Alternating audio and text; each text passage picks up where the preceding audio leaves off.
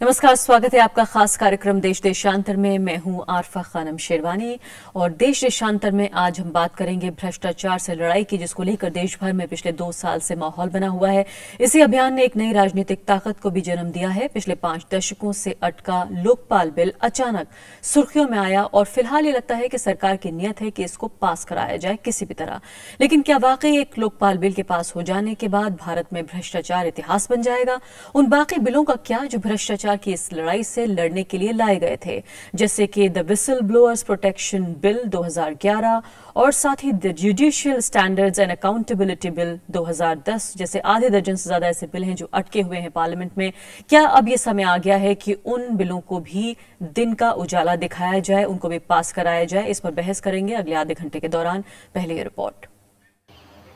संसद का शीतकालीन सत्र खत्म होने को है, लेकिन सरकार अभी किसी भी विधेयक को पास नहीं करा पाई है। जारी गतिरोध के बीच सरकार ने सबसे महत्वपूर्ण विधेयक लोकपाल को पेश तो कर दिया है, पर उस पर चर्चा नहीं हो पाई। लोकपाल के अलावा कई और ऐसे लंबित विधेयक हैं जो भ्रष्टाचार को रोकने के मद्देनजर पेश किए गए थे। विसिल ब्लोअर्स प्रोटेक्शन बिल 2011, वस्तुओं और सेवाओं की समयबद्ध उपलब्धता और शिकायत निपटान से संबंधित नागरिक अधिकार विधेयक 2011, नागरिक मानक और जवाबदेही विधेयक 2010, बेनामी लेन देन रोकथाम विधेयक 2011, विदेशी सरकारी अधिकारियों और सार्वजनिक अंतर्राष्ट्रीय संगठनों के अधिकारियों की रिश्वत की रोकथाम से संबंधित विधेयक 2011 जैसे कई बिल हैं जिन पर किसी भी प्रकार का फैसला नहीं हो पाया है। जहां एक तरफ लोकपाल बिल को लेकर एक जन आंदोलन की शुरुआत हुई और बड़ी तादाद में लोग सड़कों पर निकले, लेकिन इनमें से किसी भी बिल को लेकर ऐसी पहल नहीं देखी गई। हालांकि भ्रष्टाचार रोकने में ये कानून भी मददगार साबित हो सकते हैं। क्या हम ये उम्मीद करें कि चारों तरफ से घिरी सरकार सत्ता के बचे हुए दिनों में लोकपाल के अलावा इन बिलों को भी अपनी प्राथमिकताओं के दायरे में शामिल करेगी? Bureau report, Rajya Sabha TV. और इस महत्वपूर्ण बहस में शामिल होने के लिए हमने तीनों महत्वपूर्ण पार्टियों के नुमाइंदों को फिलहाल बुलाया है कि क्या वो सोचते हैं ये जो आधे से ज्यादा दर्जन से ज्यादा जो बिल हैं जो अटके पड़े हुए हैं, इनको लेकर क्यों एक तरह का आंदोलन ना सही तो कम से कम आवाज क्यों नहीं उठाई जा रही है। मेरे साथ कांग्रेस पार्टी से हैं सलमान सोज, बीजेपी से हैं बीजेपी के member of parliament Kirti Azad, इसके अलावा सीपीआईएम से मेरे साथ हैं KN बालगोपाल जो कि मेंबर ऑफ पार्लियामेंट है। उनके इन तीनों मेहमानों का बहुत बहुत स्वागत है। सबसे पहले सलमान सोज साहब, जवाबदेही आपकी ज्यादा बनती है, 10 साल से आप सत्ता में हैं। ये बताइए कि क्या वाकई कई और जन आंदोलनों का इंतजार हो रहा है? लोकपाल पे दबाव बना तो 4 दशक से ज्यादा, लगभग 5 दशक के दौरान 8 तरह के बदलाव देखे गए और उसके बाद लगातार जो है वो लोकपाल को लेकर लगता है कि सरकार दबाव में है। आखिरी चरण में आप सरकार के हैं फिलहाल और चाहते हैं कि ये पास हो जाए। दूसरे जो ये बिल हैं इन पर ध्यान क्यों नहीं है? ये भी तो भ्रष्टाचार से लड़ने के लिए हैं और आप ही के जरिए लाए गए हैं।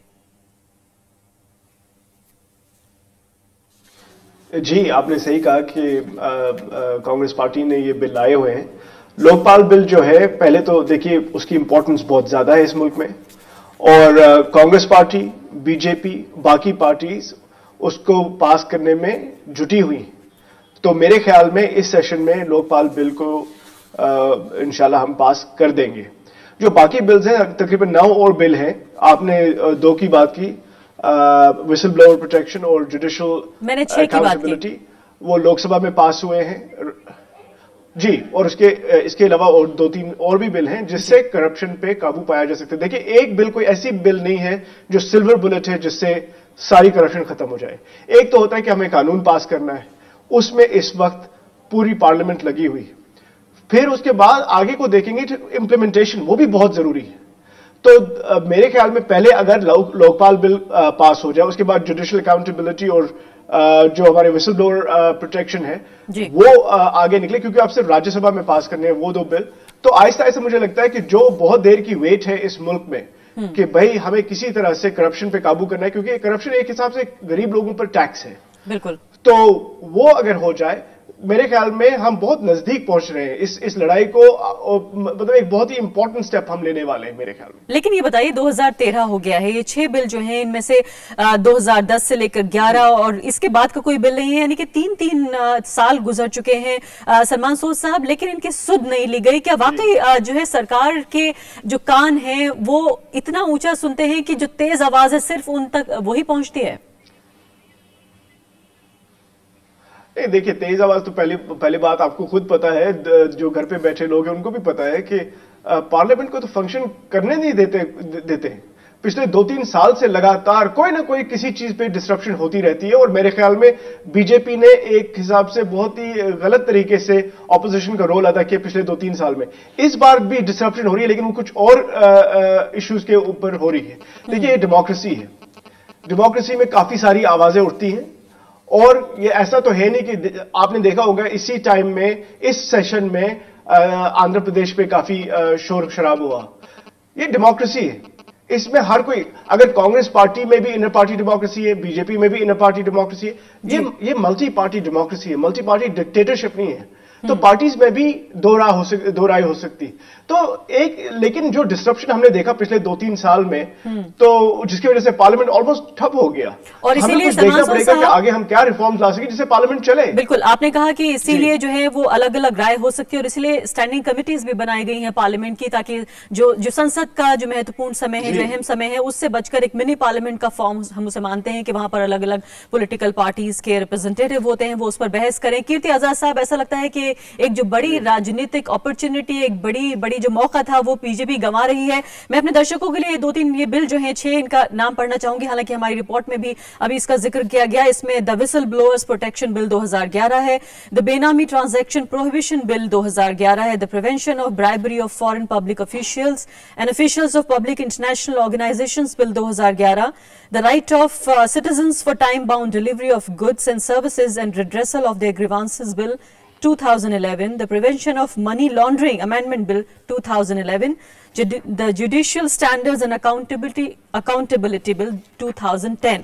ये 6 महत्वपूर्ण बिल हैं। उसके अलावा सलमान सोज कह रहे हैं कि 2-3 और वो ऐसे गिना सकते हैं। कीर्ति आजाद साहब, वाकई एक बड़ी जो पॉलिटिकल अपॉर्चुनिटीज के अलावा हम जानते हैं कि वेल इंटेंशन्ड है आपकी पार्टी, वो चाहती है कि जो अच्छी चीजें हैं जनता को वो मिले, जो गरीब आदमी है उसको उसका हक मिले, जो भ्रष्टाचार नहीं मिलने देता, लेकिन एक बड़ी पॉलिटिकल अपॉर्चुनिटी क्यों गंवा रहे हैं? कोई अपॉर्चुनिटी नहीं गंवा रहा है। सबसे पहली बात तो जिन बिलों के आपने नाम लिए, मैं उस स्टैंडिंग कमेटी में था और उस स्टैंडिंग कमेटी से हटे मुझे लगभग 1-1.5 साल हो चुका है और वो सारे बिल उस समय मसौदे तैयार थे। आज वह बिल पार्लियामेंट में कौन लेकर आएगा? सरकार वो बिल लेकर आएगी, बिजनेस एडवाइजरी कमेटी में बैठती है सरकार, उससे पहले निर्णय लेती है क्या करना है और ये सरकार का दायित्व होता है कि वह इन बिल्स को लेकर के आए। लोकपाल का बिल लोकसभा से पास हुआ था, राज्यसभा में अटका। अब ये क्यों अटका? कांग्रेस के समर्थक दल थे जिन्होंने आकर वेल के बीच में उस बिल को फाड़ दिया और 12 बजे साइनेडाई हो गई राज्यसभा। तीसरा, मुझे अपने मित्र सलमान जी पर बड़ा ही आश्चर्य होता है जब वो यह कहते हैं कि हमने ऑपोजिशन में अच्छा निर्वाह नहीं किया। मुझे कृपया ये बताएं कि पिछले 1.5 सालों से जब से तेलंगाना की बात हुई है, क्या इनके सांसद ही सदन में आकर बड़े बड़े प्लेकार्ड्स लेकर के नहीं घूमते जो कि इन्हें नहीं दिखाना चाहिए?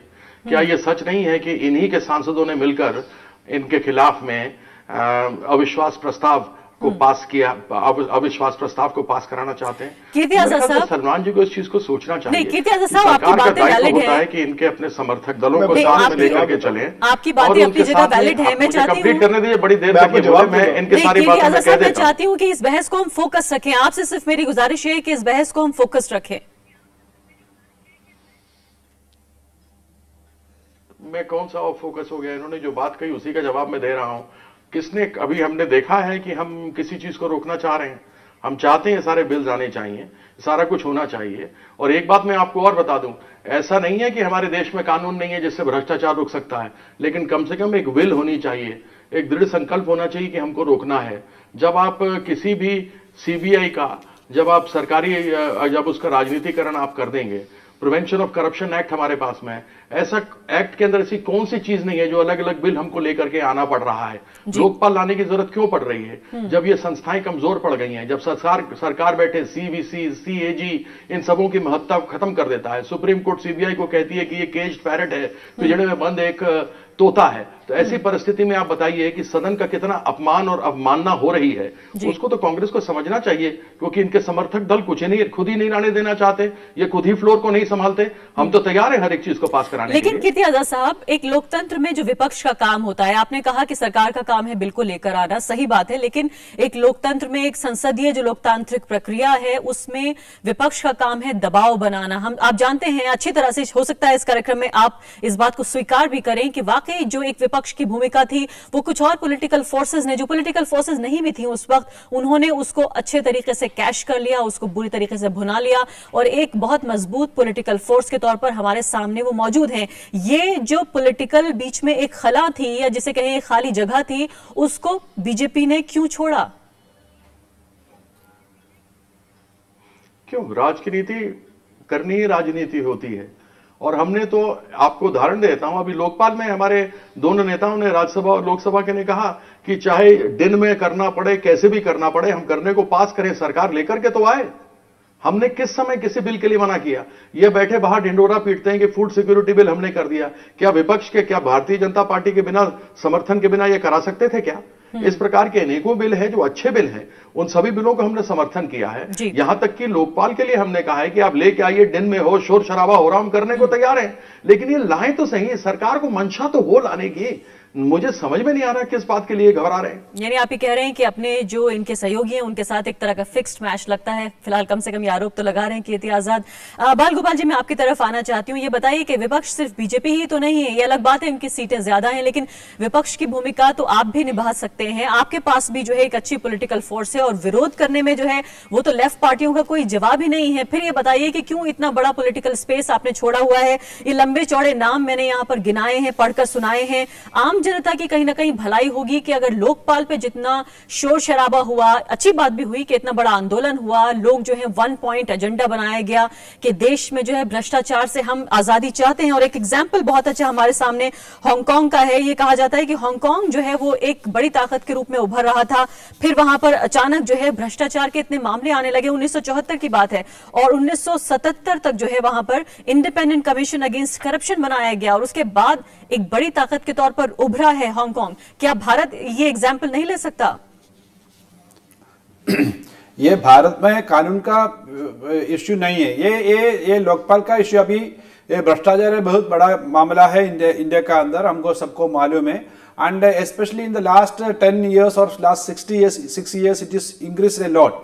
अभी I know that Hong Kong there is a law and it says that we were successful, they were successful in controlling the corruption, but अभी इंडिया का अंदर कानून का डर नहीं है। इधर अभी लोकपाल इश्यू का अंदर भी देखो, 1 साल पहले मैं सेलेक्ट कमेटी में था, सेलेक्ट कमेटी मेंबर था ये लोकपाल का, राज्यसभा का। 1 साल पहले हम हमारा पूरा बैठक कंप्लीट किया, एक रिपोर्ट, अच्छा report, because 70-80% it is good.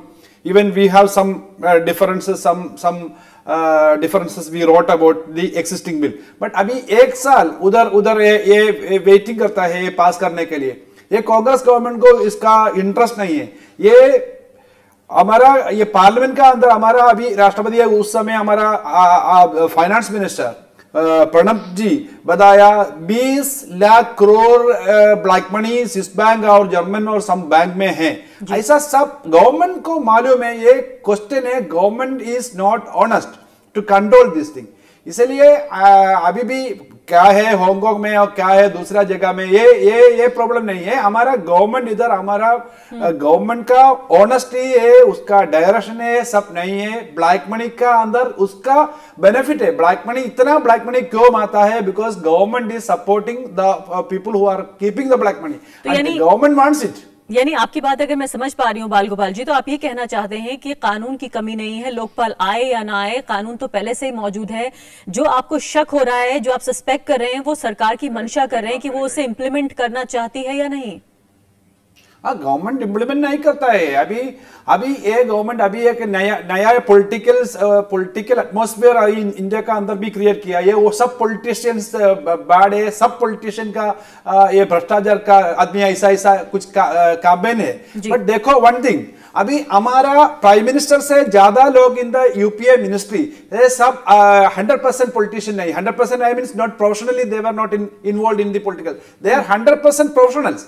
The prime minister himself is 100% professional and all these people who are running the government, they were, इतना ज्यादा भ्रष्टाचार का अंदर इतना ज्यादा ये गवर्नमेंट में आया। इसलिए ये क्वेश्चन गवर्नमेंट का और पॉलिटिकल पार्टी का डायरेक्शन क्या है, उसका मन में क्या है, ये भ्रष्टाचार कंट्रोल करने के लिए क्या करेगा, ऐसा एक पॉलिटिकल डायरेक्शन इज इम्पोर्टेंट। तो अभी लोकपाल का अंदर भी ऐसा है। अभी ये if you take last 3 years सभी सब सेशन में कुछ चलता है, मेनली कांग्रेस एक सपोर्ट, उसका सपोर्ट में है। ये 2G का स्पेक्ट्रम क्या हुआ, finally Congress was not ready to discuss, finally supreme court intervene. अभी सभी सब इश्यू में हमारा government, Congress government is supporting the corrupt people और करप्ट प्रैक्टिसेस। आप बहुत बड़ा आरोप लगा रहे हैं, कह रहे हैं कि जो भ्रष्ट लोग हैं उनका समर्थन कर रही है कांग्रेस पार्टी। जवाब लेंगे सलमान सोह साहब से, लेकिन विनोद शर्मा वरिष्ठ पत्रकार हमारे साथ जुड़ गए हैं। विनोद जी, 21,791 लोगों को गिरफ्तार किया गया 5 सालों के दौरान, लेकिन जो कन्विक्शन हुआ है वो सिर्फ 21% हुआ है। 4,577 लोग कन्विक्ट हुए हैं, इसमें बड़े बड़े अधिकारी, तमाम तरह के लोग शामिल हैं। क्या वाकई जो है कन्विक्शन एक बड़ी समस्या है, और लोकपाल या नो लोकपाल, जिस तरह से बाल गोपाल कह रहे हैं कि सबसे बड़ी समस्या इम्प्लीमेंटेशन है? ठीक कह रहे हैं बाल गोपाल कि सबसे बड़ी समस्या इम्प्लीमेंटेशन है। इन्होंने ये भी कहा कि एग्जिस्टिंग लॉज हैं जिसके चलते हम करप्शन पे काबू पा सकते थे, लेकिन वो सब लॉज नकारा हो गए। देखिए, बात यह है कि दिल में डर पैदा करना उन लोगों के जो लोग भ्रष्टाचार करते हैं। बाल गोपाल जी ने विदेशों में जो काला धन पड़ा है उस पर तबसरा किया। मेरा सवाल यह है कि भारत के भीतर जो काला धन है उसकी कोई बात क्यों नहीं कर रहा? चिट्ठियां लिख दी जाती हैं प्रिजाइडिंग ऑफिसर्स को कि हमारे पास विदेश में कोई काला धन नहीं है। बात तो जब बने जब ये चिट्ठियां लिखी जाए स्पीकर को और चेयरमैन राज्यसभा को कि हमारे पास देश में भी काला धन नहीं है। पॉलिटिकल पार्टीज काले धन का इस्तेमाल करके इलेक्शन लड़ती हैं, ये सबको पता है, ये सर्वविदित है, और सिर्फ डिफरेंस है डिग्री का। तो मैं समझता हूं कि ये जन लोकपाल बिल जो है सिर्फ एक अंश है उस मुहिम का जिसको कई फ्रंट्स पे हमें भारत में लड़ना है। मिसाल के तौर पे इतने सारे बिल्स जो कि लैप्स कर जाएंगे 15वीं लोकसभा के साथ, उसमें विसल ब्लोअर्स प्रोटेक्शन बिल है, एक ऐसा बिल है जो 2005 में हमने UN convention against corruption sign की थी भारत ने, उसकी रेटिफिकेशन के लिए बिल है कि हम किसी विदेशी पब्लिक ऑफिशियल को घूस नहीं देंगे, या कोई विदेशी पब्लिक ऑफिशियल जो कि किसी इंटरनेशनल ऑर्गेनाइजेशन से संबंधित है उसको घूस नहीं देंगे। वो बिल भी पड़ा हुआ है लोकसभा के अंदर। उसी तरह से सर्विस डिलीवरी, और सबसे ज्यादा करप्शन तो सर्विस डिलीवरी में है। बिल्कुल। मैं जाऊं अपनी FIR लॉन्च करने, मुझे पैसे घूस देनी पड़ेगी, राशन कार्ड लेने जाऊं मुझे घूस देनी पड़ेगी, पासपोर्ट अभी थोड़ा सुधरा है लेकिन अब भी बहुत से बिचौलिए वहां पर हैं जो ज्यादा पैसे लेके आपका पासपोर्ट बनवाते हैं। नहीं, और विनोद शर्मा, इसके अलावा ये देखिए, अरुणा रॉय का एक बड़ा अच्छा आर्टिकल में पढ़ी थी जिसमें उन्होंने कहा है कि लोअर ब्यूरोक्रेसी के लिए बहुत महत्वपूर्ण है कि रिफॉर्म किया जाए CBC को और उसके जरिए उसको टैकल किया जाए। आपको लगता है कि एक बड़ी अपॉर्चुनिटी कांग्रेस पार्टी के पास आई है कि ये जो बिल जो उनके जरिए ही लाए गए हैं, उन्हीं की इजाद है, उन्होंने आगे पेश किए हैं, और उनको कहीं ना कहीं संसद में लाकर और एक माहौल बनाया जाए कि ये सरकार चाहे अपने आखिरी दौर में ही सही भ्रष्टाचार को लेकर गंभीर है, और खासकर दिल्ली चुनाव के नतीजों के बाद जब ये माना जा चुका है, साबित हो चुका है कि भ्रष्टाचार वाकई एक बड़ी समस्या है वोटर के दिमाग में भी। देखिए, मेरी बात सुनिए, मैं आपको यथार्थ ये है कि जब भ्रष्टाचार को महंगाई के साथ जोड़ा गया तो भ्रष्टाचार एक बड़ा इशू बना। अगर महंगाई नहीं होती तो मैं समझता हूं नतीजे कुछ और निकलते। सच्चाई ये है कि लोग जो हैं वो महंगाई से त्रसित थे, और पॉलिटिकल पार्टीज, विपक्षी दलों ने सही जोड़ा, भ्रष्टाचार के चलते जो महंगाई होती है उसके साथ जोड़ा उसको। बिल्कुल। तो मैं समझता हूं कि ये सिर्फ लिटमस टेस्ट सरकार के लिए नहीं है। सरकार तो लेजिस्लेटिव बिजनेस लाती है, लोकसभा में लेजिस्लेटिव बिजनेस पड़ा हुआ है। जो विपक्षी दल हैं अब उनको एक राय बना के सरकार के साथ मिलकर ये जो अभी सेशन चल रहा है जो कि खत्म होने वाला 20 तारीख को, इसका कार्यकाल बढ़ाकर ये जो बाकी के लेजिस्लेशन पड़े हुए हैं इनको भी पारित करना चाहिए। सिर्फ लोकपाल से करप्शन नहीं होगा। जी हाँ, बिल्कुल नहीं होगा। कीर्ति आजाद जवाब देंगे इस बात का कि आप क्या वाकई सरकार के ऊपर ये दबाव आप बनाएंगे कि ये जो बिल लटके पड़े हैं, जो वाकई लगता है जिनके जिस तरह का इनका आउटले है कि ये पूरी तरीके से भ्रष्टाचार को लड़ने में अलग अलग बिंदुओं पर हमला करेंगे, क्या आप ये दबाव बनाएंगे सरकार पर कि आगे बढ़ाया जाए? अवश्य हम तो इनको समर्थन करेंगे कि ये साथ में आए। हमने इनसे कहा है आप दिन में पास करिए, हम आपके साथ में इन सबों को पास कराने के लिए तैयार हैं। एक बात विनोद शर्मा जी ने बात कही कि महंगाई के साथ भ्रष्टाचार को जोड़ा गया था, दोनों मामले बड़े गंभीर हैं। यदि आप शुरू से लेकर अंत तक देखें, यूपीए 1 और यूपीए 2 में न भूतो न भविष्यति जिस प्रकार का भ्रष्टाचार हुआ है लोगों के सामने है। तीसरी बात, मुझे याद है कि अभी हमारे राष्ट्रपति जी तत्कालीन हमारे वित्त मंत्री थे, उन्होंने काले धन की विदेशों में बात की थी। अभी 4 दिन पहले अखबार में आया कि हिंदुस्तान तीसरा सबसे बड़ा देश है जहां पर से सबसे अधिक विदेशों के अंदर काला धन गया है। अब इसके बारे में कोई क्या बात कहेगा? इस विषय के ऊपर माननीय अडवाणी जी ने भी उठाया था कि ये काला धन जो विदेशों में पड़ा है उसको कैसे कब लेकर आएगी सरकार। सरकार ने कहा था हम काम कर रहे हैं, लेकिन अगर इच्छा शक्ति हो तो काम हो सकता है। साथ ही साथ अंग्रेजी में एक कहावत है, पेनी वाइज एंड पाउंड फुलिश।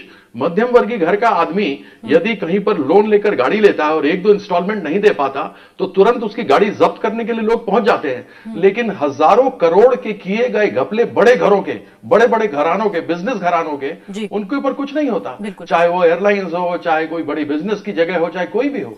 ऐसी परिस्थिति में आप यह अंग्रेजों का कानून चलाते हैं जो अंग्रेज करते थे, show me the man I will show you the rule. अगर अंग्रेजों के जाने के बाद भी यही परिस्थिति बनी रहेगी तो मैं समझता हूं बहुत गंभीर स्थिति है। और विपक्ष में हम बैठे तैयार हैं आपको दिन रहते हुए पास कराने जो बिल जो देश के हित में है, भ्रष्टाचार के विरोध में है, उसके लिए सदैव विपक्ष में भारतीय जनता पार्टी खड़ी है। बिल्कुल। सलमान सोज साहब, विपक्षी पार्टी कह रही हैं, जिम्मेदार नागरिक, एक जिम्मेदार नेता बीजेपी के कह रहे हैं कि वो तैयार हैं आपका साथ देने के लिए, आपको कदम आगे बढ़ाना है।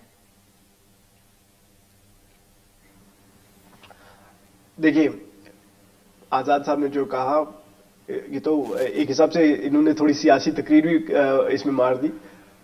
कांग्रेस पार्टी के लिए लोकपाल बिल इस वक्त टॉप प्रायोरिटी है, इसमें कोई शक नहीं, और बीजेपी और बाकी पार्टियां इसको पास करने के लिए तैयार है।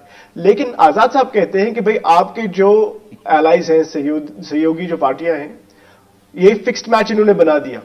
लेकिन मैं आजाद साहब से ये कहता हूं, हम क्या डिक्टेटर हैं कि हम किसी एलाई को बताएंगे आपको ऐसे करना है, ऐसे चलना है?